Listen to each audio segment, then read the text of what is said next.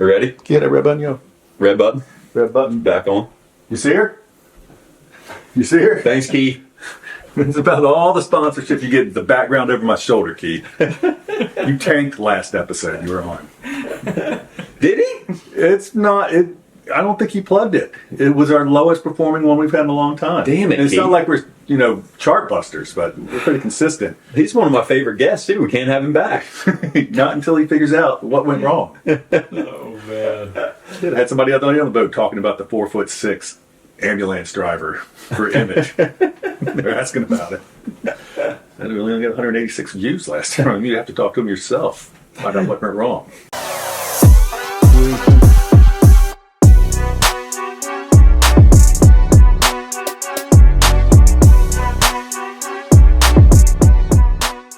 You guys are very Tighten professional. the fuck up. Yeah, we can cuss, too.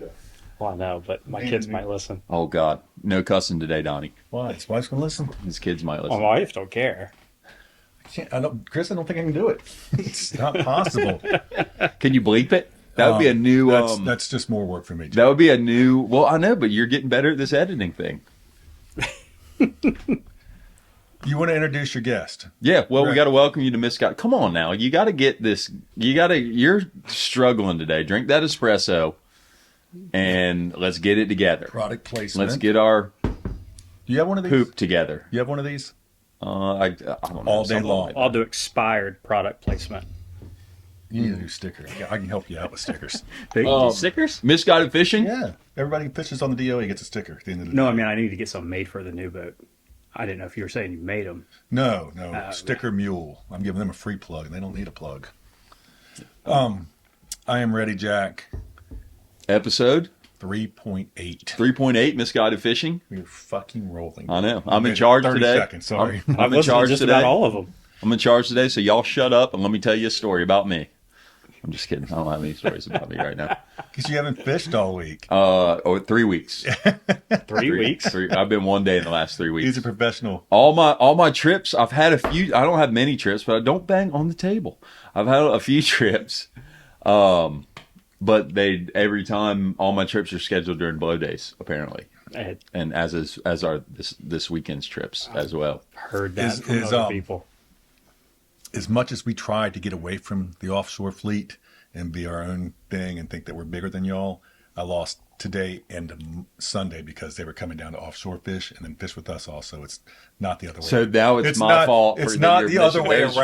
around. It's not the other. It's a, They were coming to offshore fish. They just were filling in the cracks with the DLA. that's what they do. I try to say they're coming to fish with us, and then they'll take an offshore day if they have time. No, it doesn't work But like no, that. I lost 2 full day trips because of the weather, and it's your fault.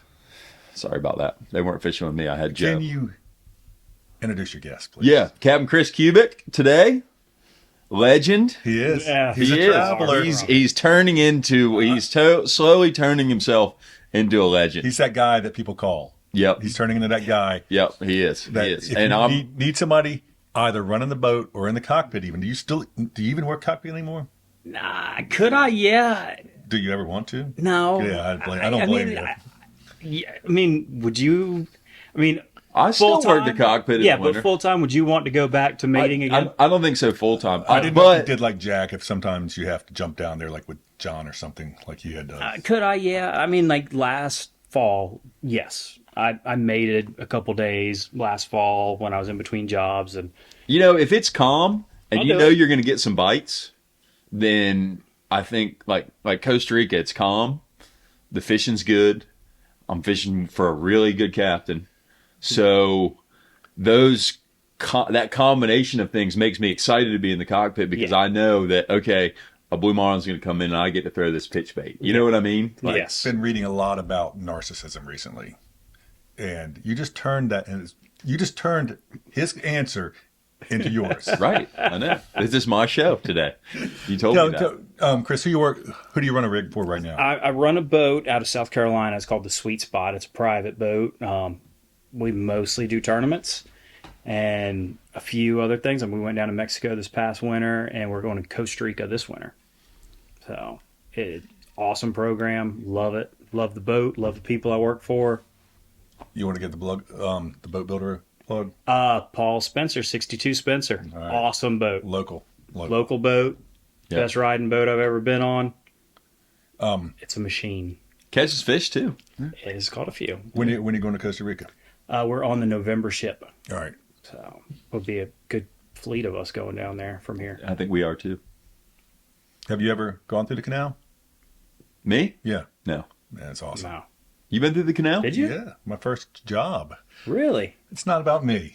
The show is about me. Tell us Well, about it is now. Tell us about the canal, Donnie. My first job running a boat. I had my license. Well, I didn't have it in hard copy yet, and I delivered a 36 Ribovich from Cancun to West Coast Guatemala. So you took her on her cool. own bottom the whole way? Yeah. I Really? Didn't have a fucking clue what I was doing. It must have worked out. 1996. So nervous, so scared, rough. I would have been scared. Getting- too. Yeah. On a 36 footer from Cancun to In the middle, Guatemala. in December, like what trade winds. I didn't know anything about anything.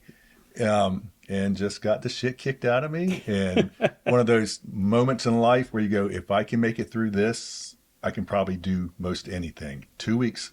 Yeah. It took us 2 weeks. Dude, you're glad you did it though, weren't you? Stop in Panama City?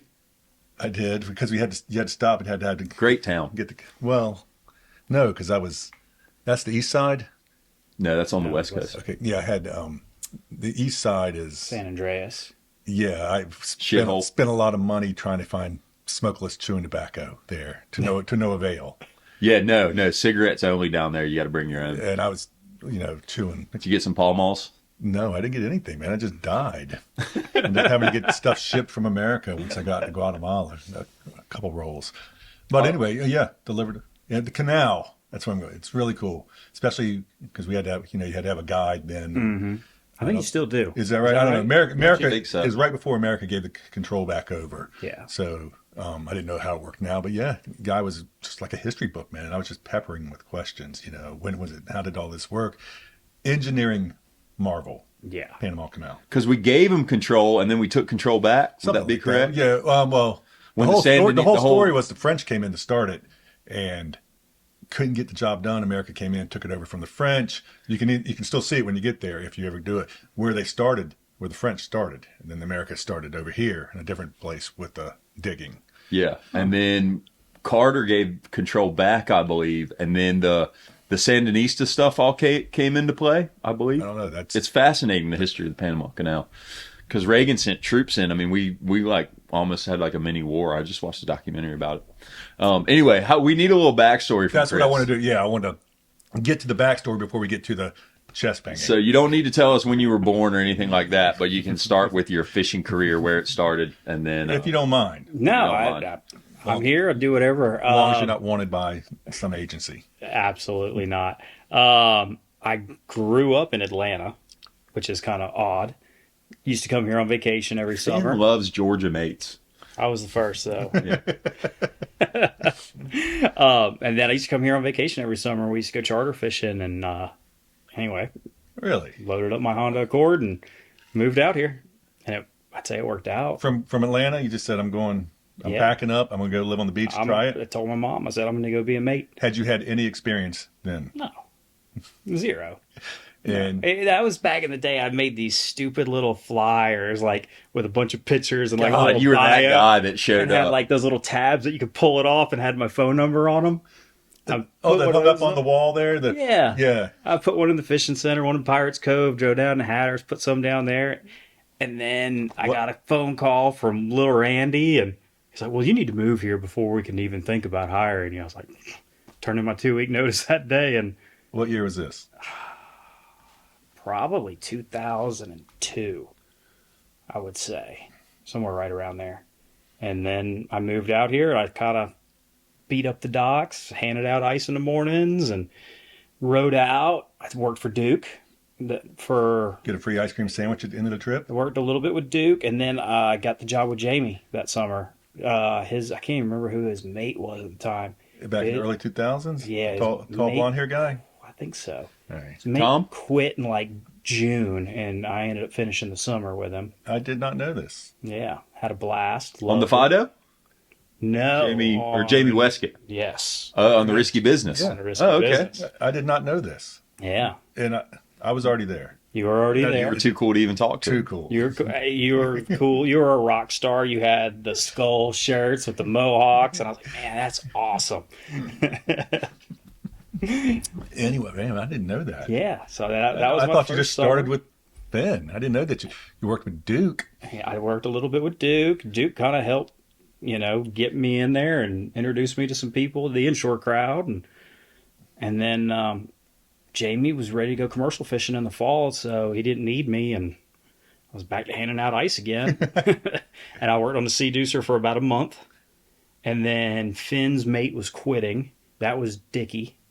Dickie used to live in your neighborhood. Yeah. So, Dickie was quitting. He told me I should go talk to Finn.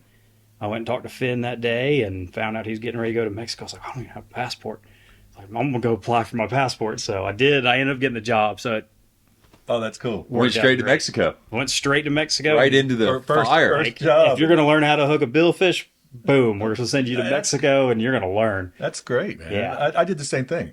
I'm making it about me. No, I did. When I was learning off, I just rode out. And I just don't think we're seeing that as much anymore. How's it work now? Well, I mean, it does. I mean, there was a young guy that came down and he was riding out a little bit this summer. I mean, the turnover's not what it used to be. No. I mean, there's, the Chris Steins and the mates who were mating when I started mating George are Thiesels. still mating. Yeah, I mean, guys they're making such good money. Yeah. And they're on with good programs, and the captains aren't leaving. So even if there was an opportunity for them to potentially take over a boat, honestly, it's unless you own your own boat, which we can get into that next, and it's not necessarily, but can be a pay cut. Oh, absolutely. I mean, when you go up in the bridge from being downstairs, those guys are making so much money, it's hard to quit. I mean, You should let them make more money next year. Raise your price again. Y'all raise your price again. $4,000 next year. that would be good. Yeah, it'd be great. At least for June and July, right? It's great. May and June. I love it Yeah. in July and August when y'all are $4,000 and families don't want to pay it. Well, we're not 4,000. But you should be. Could be. Because, where the trips Well, the go. mathematics would probably work out. You'd probably fish less, but But make you'd the make same. more money and you'd have less wear and tear on your boat. Yeah, Less oil changes. yeah. You're missing the point. We've talked about it. More trips for Donnie. Exactly. Yeah. Which is what it really. In which case you'd be at the firehouse, so I could run your trips when you're not. When you're I at think the firehouse. Quentin's already made that call. Quentin's already called. You really pushing me out? I was the first one that asked. You've got a job. You're not running my rig. You don't even know where to go. Neither do you. You run aground every other day. I had to get out of the You boat. tell us on the show. We had to get out of the boat yesterday. Again. Yeah, exactly. So it doesn't sound like I'd be. We had to get that far off. We got out of the boat again. Reese got out of the boat yesterday. We got out of the boat yesterday. It's not easy. So, Chris, you worked for Finn, and then Finn. you went to work for Danny, right? I did. I Worked on the I worked Point for Finn for like 10 years. And Wow, then- 10 years. Yep. Gold medal. Yeah. Worked for Danny for, I don't even know how many years I worked for. You were on there for a I while. was on there for a while, and I started running the boat more and more each summer. Yep. It started out as 10 days the first summer maybe, and then it kind of progressed to where I ran it just about all summer by the time it was. It's a nice, and you experienced this too when you eventually got the point runner, which we'll get into, but it's nice when your mate is capable of running your boat, because mine's been doing some this summer and he's done a great job. And it's really nice when you can have that option to, okay, because there's stuff going on in our lives, and you feel comfortable with that, with your mate taking your boat, and you can take the days off to do family stuff. And when I fished with Danny, I learned that right away. And then obviously I had 2 young kids, and I'm like, stuff comes up. There's going to be stuff I need to take off for. So I had to hire a mate who could run the boat, and I would, charter fishing, I would always hire a mate who could run the boat on my days off. Yeah. And I mean, I have had one, I did have one charter this summer that I got some backlash from about it. But other than that, everybody's been pretty cool about it. I had the same thing when I had somebody run my rig one summer while I was at the firehouse. I eventually got some backlash too. Yeah, and I got a little bit over to you, but it wasn't enough. Some of them are booking the charter because of you. Right. Or I don't know about you. But. They were apparently. They sent me this text message, all kind of mad, and then I know. But then Joe went out the day before their trip, and he had a really good day. Yeah. And so I sent, I don't think they'll be back. I sent him some photos like, Just hey guys, hey look, looks like pretty good fishing today. You sure you want to cancel? Like, he caught a blue marlin, a limited dolphin, a couple tuna. That's cool. I was like, damn, I probably wouldn't have caught that. If I didn't think my mate was perfectly capable of doing it, I wouldn't turn him loose with it. I know. Right. Yeah, I mean, Sometimes people forget it's fishing, man. It's fishing. They have tails and they go they wherever move. they do. Yeah. And a lot of times your mate, he's hungry, and not only that, but our luck is run out because we've been fishing every day, so it's time for somebody else to get up there that might have some You could get have some something better fun. luck, Yeah. I talked to Colin, and I were talking a couple years ago about like I look at the Fido, like Jamie and his brother. Like I've always thought it would be cool, maybe especially with things so expensive. Why couldn't you go into partners with a buddy in a boat, and then you could just split the tip, split everything 50-50. First couple years, I think it'd work out good. And we were talking about how we would decide who ran the boat and who made it that day. And I said, well, you just fish till you have a bad day, and then once you have a bad day, then the next guy gets up. Wouldn't that be fun? No, I can't even get you to pay for shipping. I'm not going to go into any kind of business with you. I learned there's no such thing as a good partner. Yeah. You don't want a partner. I would imagine no. No. I had been there, done that. You don't want a partner. So you bought you worked on the Point Runner, then you bought the Point Runner. Yep. Danny was ready to sell it. He was ready to get out and retire, and bought that from him. And I think I had it for 5 years. Yeah. And we had some good fishing at that time. We did. I did not know this. Yes. I did. You didn't know this? You didn't know that? No, I didn't. Yeah. Yeah. You never signed your comments, owner, operator. I was an owner-operator for Point about Runner. 5 years, and What were the headaches? Why? Do you want to talk about it? Why you got rid of it? Why? So it was a complicated why I sold it. I didn't have to sell it. I wasn't losing money. I wasn't going under, nothing like that. But, you get home from fishing at night and you're sitting on the couch with your wife. She's watching something you don't want to watch. So you're playing on your phone and you're like, man, look at this boat. They're trying to sell this express boat for this much money, or they're selling this for this much money. It's like, I wonder what I'd get for the Point Runner. And, I just kind of started thinking about it a little bit. I'm like, maybe Test the market. I should sell it. So I'd never listed it or anything like that. It was like on some forum on Facebook or something, like somebody got on there and was like, are there any Carolina boats that aren't on the market that might be coming to the market soon? And I was like, well, mine might be. And just kind of put it up there, just put a picture of it. And then my inbox was blowing up. My phone was blowing up. And anyway, then So I take it you made out all right on the deal? it was well worth my Good. while. Good. And really, I was one big breakdown from, Everybody's one big breakdown from yeah. from what busting tables again or something. Yeah, exactly. I mean, it's still- it was just, Isn't that's the biggest concern and the biggest stressor in my life is, and it's obviously it's not the expense that you would have had, but it still is one breakdown from it all comes crashing down. I just wasn't ever getting ahead. I was making enough money in the summer to make my boat payments during the winter and do a little bit of boat projects.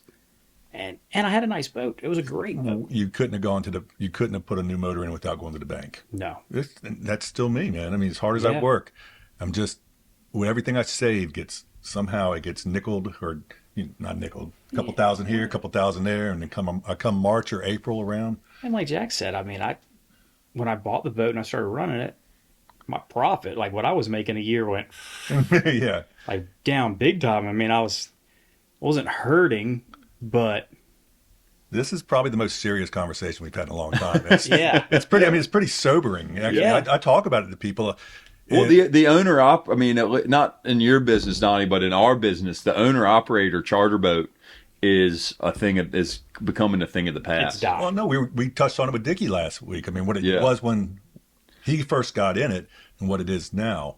Yeah, I mean, Dickie got in at the right time, and he's got a good very economical boat, good business, and he's got a 3412. Yeah. Which he got 28,000 hours out of that freaking motor, which they don't make that motor anymore. You can't put motors like that in your boats anymore. So he got in at the right time. He's still, he's got a good deal, got everything's reliable, everything's simple. But nowadays, I mean, it's just, like you said, you want to buy a boat, it's just going to take you forever to pay for it. Yeah, I do know.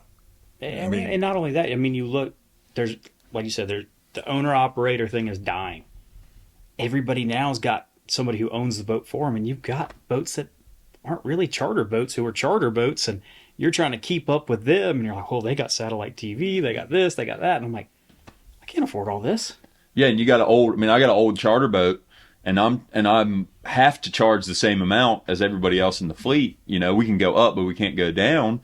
So they see my boat's a 50-footer, and then they see another boat that's a 65-footer, and he's got cable TV and big fancy couches and, nice mezzanine and everything like that in the back. Well, they're not, a lot of people don't necessarily, if it's their first time, pick a boat based on, are they going to be a good fisherman? You know what I mean? Well, not that anybody in our fleet, very few are bad fishermen. You raise a great point. I remember when this first started, I think I might have been offshore fishing still, when this argument first started about bigger boats coming in for the same price, it was going to hurt the small, guys that did not have, back then it wasn't guys that don't have a 50-footer. Now you have a 50-footer, you're.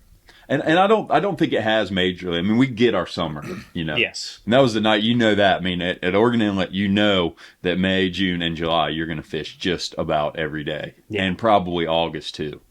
The fall's gotten weird because our fall fishing has been bad the last 5 or 6 years. And for me, personally, I haven't had good enough fishing to build any type of business because people just aren't coming anymore in the fall. And this year's a little different. And they got a lot of distractions in the fall. They're doing other They're stuff. coming. They're just not going to pay guys aren't going to pay what you guys charge if you're not catching tunas in the fall. That's true. It's simple. Yeah. It's so simple. And it's our own fault. We've designed it where you didn't have a good day unless you're breaking down the dock. You got 800 pounds of tuna. Exactly. When guys started showing up with gray boxes in the back of their pickups in the fall, man, things got kind of serious. Yeah. Yeah. Freezers.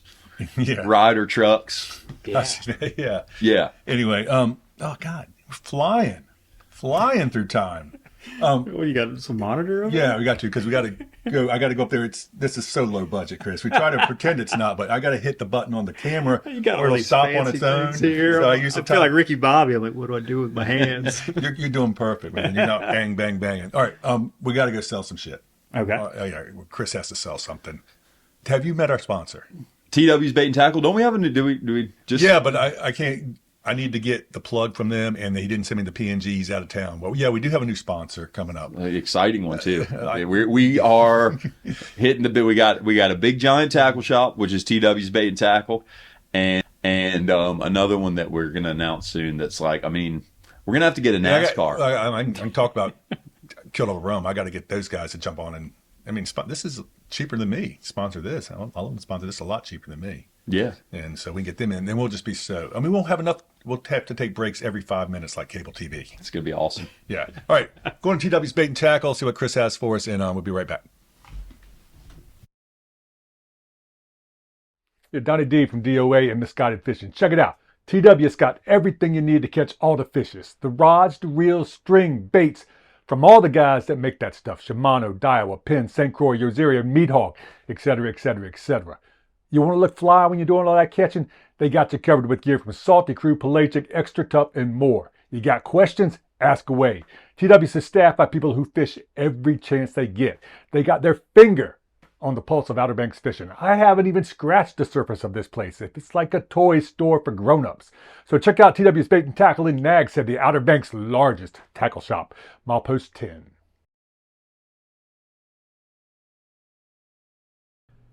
And now, back to Misguided Fishing. Anyway, all right, leave him alone. Let's get back with Chris. He's a lot more interesting today. Yeah. All right. So let's go into some. We haven't got to his D-Heart yet.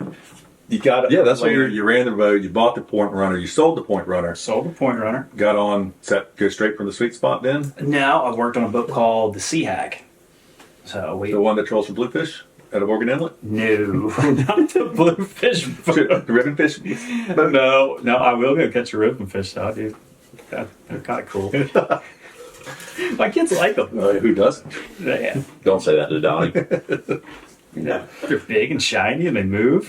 Y'all were catching them in the Sound the other day, weren't you? I wasn't. But they were, I right? don't know. Were they? I think so. I don't know. Or were they in the It inlet? must be on a different channel than me. Probably so. You're not on the radio. Also are you? want to dredge. I bet they would. They're awesome.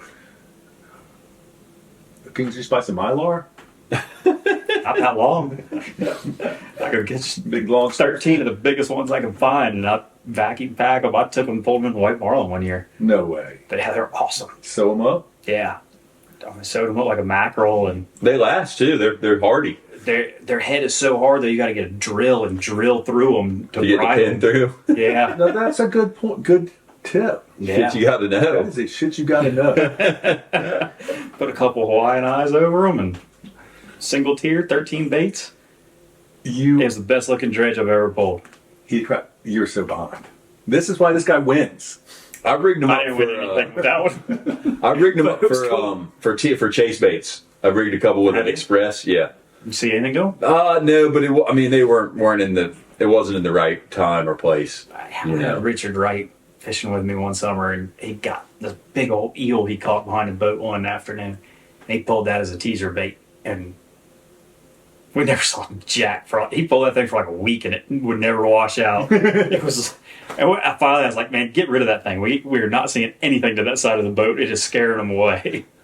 I know Dickie always talks about how he like not a big eel, but he loved to pull him and Big Al. He pulled a eel on his flatline for white marlin season. This was a big eel. Yeah, and he caught the biggest yellowfin he ever caught was with Big Al on that flatline eel on 7-wire, 163 pounds I think. And he said it was Wow. big old sickle fin up to the northeast white marlin fishing. Kind of cool. That is cool. I wouldn't do it. All right, moving on. Sold a point runner. Worked on the Sea Hag. I was working there on the winters anyway. When I was on the point runner, I was working winters on the Sea Hag. I just went full time on the Sea Hag, and then I started on the Sweet Spot. It's been about a year now. So And traveling? we're traveling. We've had the Sweet Spot in Mexico, Florida, South Carolina, North Carolina, and Maryland. Good. Yeah, Still rolling. still rolling in the boatyard, getting ready to go to Costa Rica. Where's the boat yard? Here or down Here. Yeah. When I first took the job, I asked all my friends in South Carolina, like, where do you go to the boatyard? Where do you get work done here? And they're like, Wanchese. Perfect. I can Yeah. get home. That's where everybody. I mean, everybody, all the people I fish with in Costa Rica, I'm seeing them now at the boatyard. Yeah. Because they ship their boats back, go up to Ocean City, and then hit the boatyard on their way back to wherever they're going, and then get on the It's ship. like you can either go to the boatyard in Maryland, here, Florida, Yeah, or Costa Rica, I guess. I don't know. yeah. But Good. Vela's got a. That is a good yard there, right beside you in Capos. Yeah, I met the guy who's in charge of it Yeah. last week while I was down If you got any troubles, they do a good job. Were you down there on a business trip or a family trip? Combo. Okay. I was going to scout it out, kind of. Like when I first started going to Mexico, you learn different things. Like their paper products suck. Their napkins, paper towels, toilet paper. Yeah, same in Costa Rica. So going there and learning that, like, you can't get that stuff. We would bring all our own paper towels and everything, and we still did even this past year. So just trying to figure out stuff like Gotcha. that. I mean, figuring out what they got in their grocery store and where everything's at, where to buy oil when I need to do oil change, and Didn't think about any of that. You can get bounties in Costa Rica. yeah, I found good toilet paper, good paper towel. Maybe not quite So where are y'all going to port in Costa Rica? Cape? Capos. Yep. All right. Yep. Been there. Yeah, me too. All right. Give me some highlights. Because I'm going to segue into your lowlights after that. You had a good tournament season this year. We did. We were very fortunate. Got very lucky. I mean, we started off in Mexico and had a tournament down there, and we won that one, which was always good, especially when you're competing against people who you used to work for. It always kind of puts a little chip on your shoulder, so that's fun. And then we had a great year fishing in Charleston. We had a third place, a second place, a first place, and then We did good in Pirates Cove this summer, and They won Pirates Cove. I didn't know that Yeah. because I didn't know the name of the boat. But First place. Sonar category. first place sonar, first Yeah. place overall. Yeah. And overall. Yeah. So. so you had a really good year. We had a really good year. Probably my best tournament Do year it. ever. Do it. I'm not Just fucking do it. Do it. Yeah. Go. The fishing in Charleston this year was so good. I had no idea it was that good or could be that good. And yes, it might have been an above average year, but the blue marlin fishing down there this spring was. I think we can agree it's been an above average year from Yes. Morehead City to Charleston. Really from Hatteras to Charleston. Yes. It's been unbelievable. It still is. Still. It's still good right now. Bull caught 4 yesterday. Yeah. Yeah. Yeah. John 21 sails in the Blue Marlin the day before that. Yeah.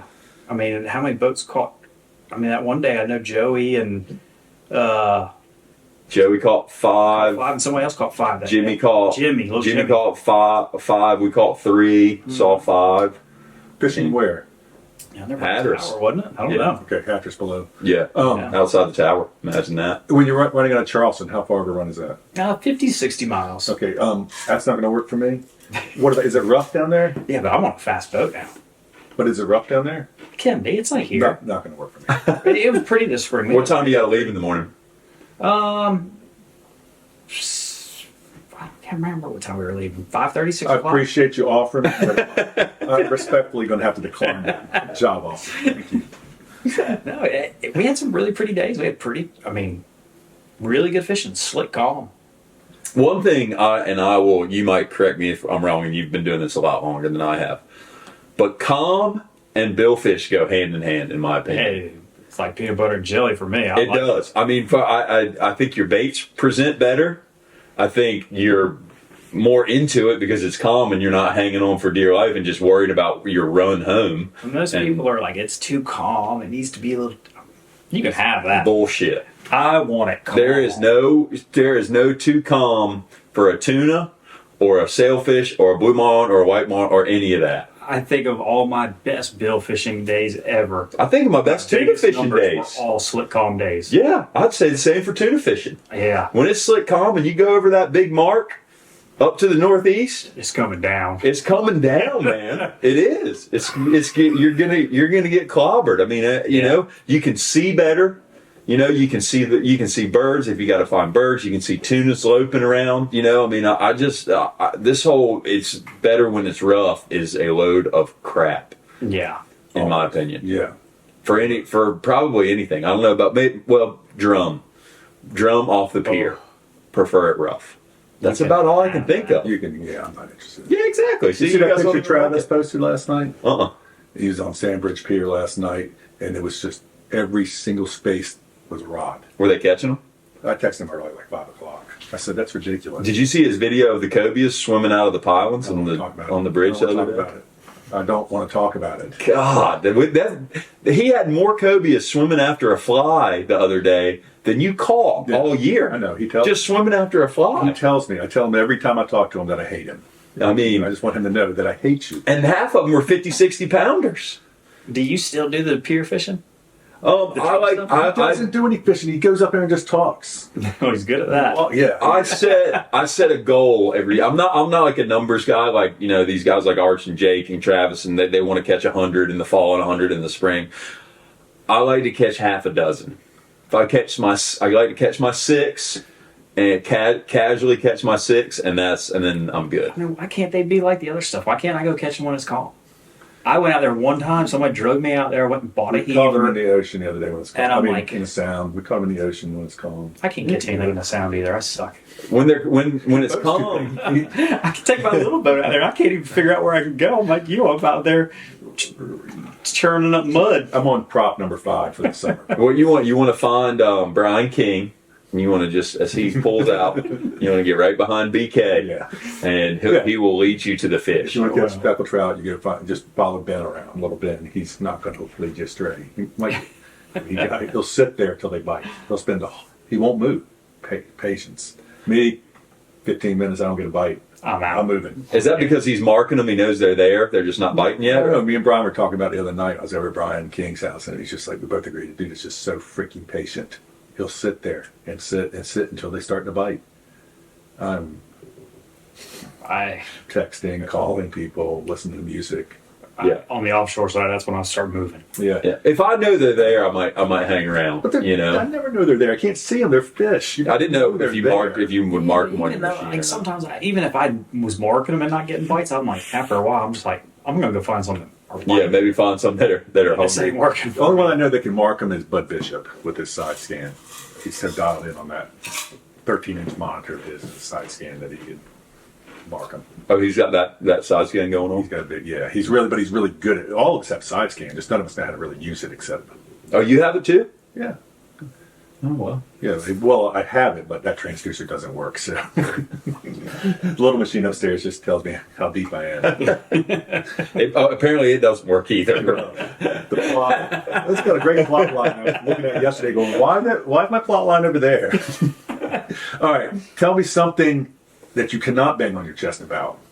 All right, I got one. So I can't even remember what year it is. I've never been on a fast center console. I've been on like some average ones. Like this one was like exceptionally fast, like a 60+ mile an hour. Oh no, Big CZ. that's not safe. Don't we ever were go down in it in again. Florida. Don't ever go in it again. It was slick calm, and we were getting ready to go home, and they're like where were we at? Pompano.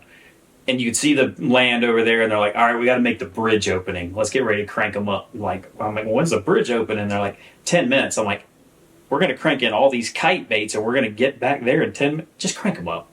All right. So we crank them up when we get going, and we're running. Man, I got to go to the bathroom. I can't hold it. I go to the back of the boat. Don't go to the bathroom on the back of a boat that's going that fast. There's like a suction cup effect. So I'm sitting there, and once you start going, you can't stop, and it's just wrapping around, and all you can do is close your mouth and eyes. And So You're engulfed in a cloud of urine, is what you're trying to say. Try to be polite. Go to the Yeah. back of the boat. Turn your back on everybody. Tell them not to slow down. You don't want to make them slow down because you got to make the bridge. Make the bridge, and I'm just And you're sitting here and you're peeing. And once you get going, you just realize there's no You're like- stopping now. There's nothing I can do, and you just not good. classy for Yeah. a tournament winner of your caliber. Yeah. Well, it wasn't one of my finer moments. Well, a mouthful of piss. That happened to me something like that happened to me a couple years ago. I had the in the bridge. I had the pee cup and I peed, and there was there were some people sitting in the bridge. There were some people downstairs, and when you go to dump your pee off the side of the boat, you got to figure out which way the wind's blowing. You know, so if somebody's sitting over here, you don't want to dump it so it blows down in their face. Anyway, for whatever reason, the path of least resistance was straight out the back. You know, I was like, I can throw it right through this belly band, right across, right over the stern. And there was one of my buddies was it was the owner's day on the boat. Sorry, my partner's day. In case Joe's watching, don't let me to call him the owner. Anyway, so I just went straight off of the same thing. The suction cup happened, and it was like slow motion. It like went out, and then we're both standing there like around the belly band, and it just all came back. So anyway, the pee all wafted on the back of us. Okay, I'm hoping I can edit that in case we missed it all. Yeah. Really interesting. And So interesting. thanks, yeah, and yeah, they were mad at me. Everybody grabbed the hose upstairs and started showering. We all pour pee on people. Everybody pours pee on people or pees on ourselves. One time I puked on a charter. You puked on them? Yeah, when I started riding out. See, I got embarrassing stories for days. He never did. He was always Mr. No, I Perfect. I just forget everything. When I was riding out with Dickie, and I'd been up late the night before working in the restaurant, and we had to, and I just made this giant cup of coffee in the morning. I used to get seasick, and it was a little bit nasty. It was kind of a southeasterly kind of day, kind of cloudy, overcast, a little bit bumpy, and we had to run down the beach right into it. And I started getting queasy, and I didn't think I started to go down below, and the wind was coming across, and I just lost it, and that coffee went out. I'll never forget it. Went out, and then it turned right, and the guy in the charter was sitting down there. He was probably about to be sick too. He was sitting down there in one of the little chairs on the side, and that stuff just came down and just perfectly just boom, just got him right upside the head. Did he throw up then? And then he threw up. We had a And charter. Dickie just laughed and laughed and laughed at me.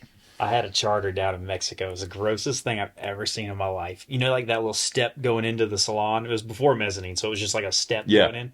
The guy's sitting there on that step, and he's got a bucket right between his legs, and he's been puking all morning, and the fishing is going off like we're getting them.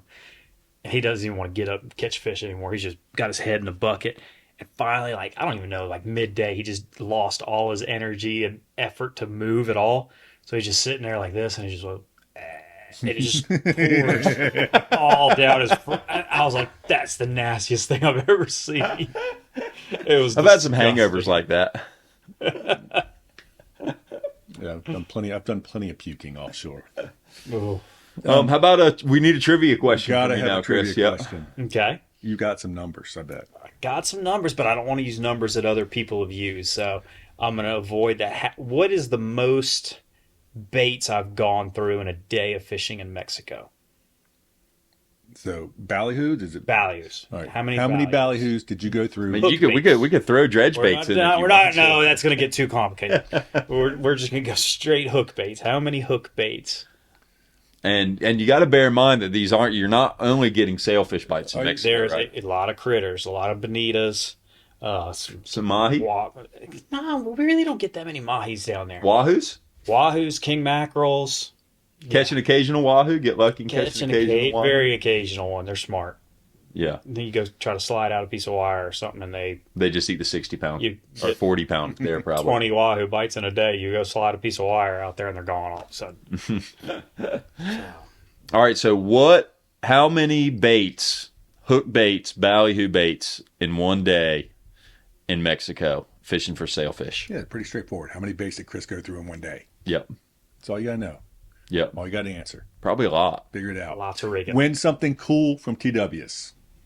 Yep. I don't know what it's gonna be. I don't either. gonna But be Chris, cool, Chris just keeps it coming. So Yeah. what a great guy. Oh, haven't talked about him today. Who? Reese. Oh yeah, is that who's calling you right now? Yeah, I'm not answering. You're going to call him back when you get Says back. we in throw the him bar. under the bus every week. He might be calling you to let you know about your boat. It is a hurricane out there right now. Yeah, I gotta probably move it somewhere. Yeah. One slip over is what I'm gonna do. Donnie hasn't moved his boat yet. Well, but Bobby hasn't moved his boat. He tied up his curtains or something. Has he still got the other boat? And the oyster boat is in the water. Won't move. Didn't he? He bought like another like Carolina style boat, didn't he? Wasn't he going to fix that up at one point? Nobody knows. I hope so. It's a sweet rig. I don't know. I ought to ask him. He's my neighbor. I don't know. Oh, you live back there? Yeah. I thought you lived off of. No, I'm like 3 doors down. I used to live on Ocean Acres. Yeah. Used to. Oh, you moved on up, George Jefferson. Well, no, we sold that when we thought the market was high several years ago, and anyway, it got even higher. Yeah. All right. Well, we got it.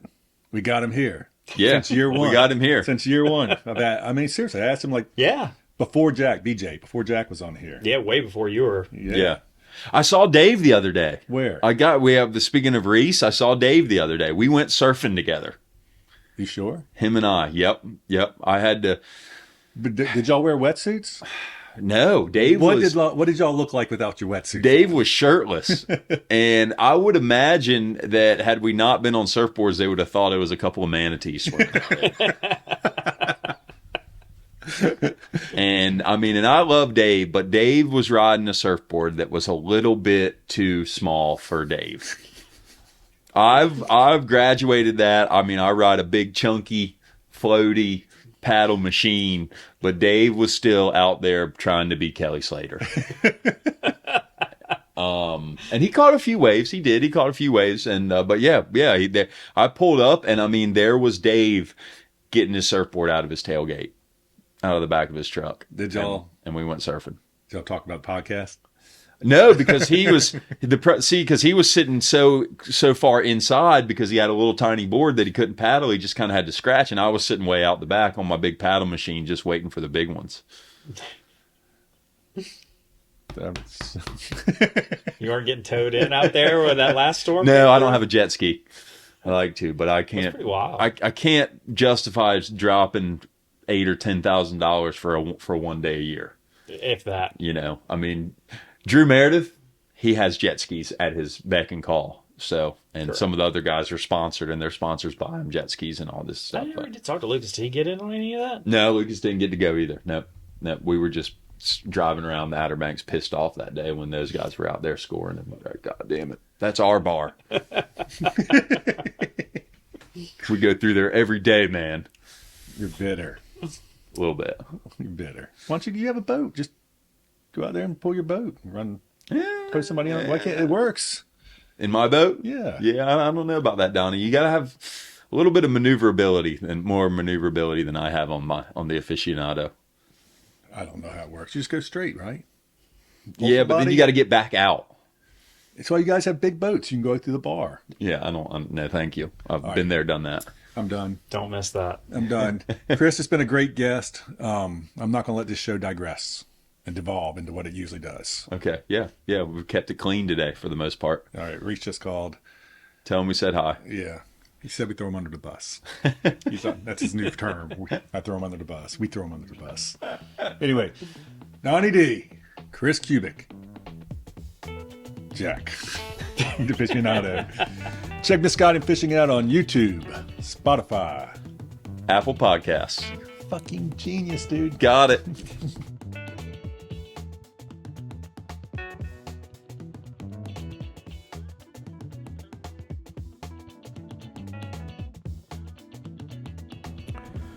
Misguided Fishing has been brought to you by TW's Bait and Tackle, Nag's Head. Thanks everybody for watching or listening. We'll see you next time.